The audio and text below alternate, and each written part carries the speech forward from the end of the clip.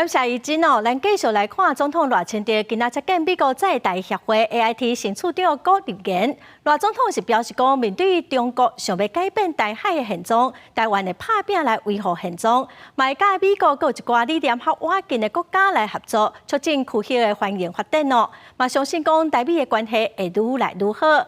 郭立言嘛强调讲哦，台海的和平稳定对印太地区佮有全球是非常的重要。美国嘛会继续来支持台湾自我防卫。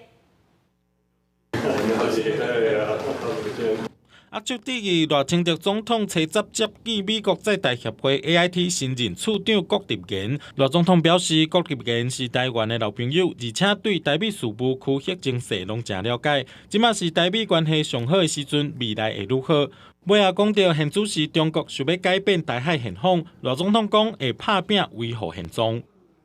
面对中国一再挑战，并试图改变台海现状，台湾作为国际社会负责任的一员，将致力维持现状，也会跟美国及理念相近国家密切合作，为区域的繁荣发展奉献心力。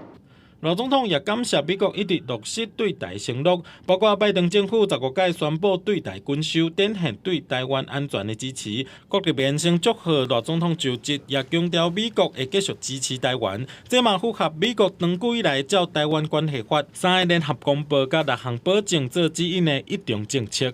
首先，也是最重要的是，美国会持续大力支持台湾自我防御能力。我们对台湾海峡的和平与稳定有着共同而且长远的利益，这对印太地区还有全球的安全与繁荣极大重要。赖总统希望台美会当继续深化经贸关系，包括推进21世纪贸易倡议第2阶段的谈判，加赶紧解决商战扣税问题。在 AI 和创新领域有更较侪交流合作。也若有28年外交资历的郭立言，其实是台湾竞赛。伊讲20年前在美国在台协会政治组就任的时，赖总统是立委，奉邀请参加美国的国际领袖人才访问计划。所当时伊就甲郭文英讲，这立委真有可能是台湾未来的总统。记者综合报道。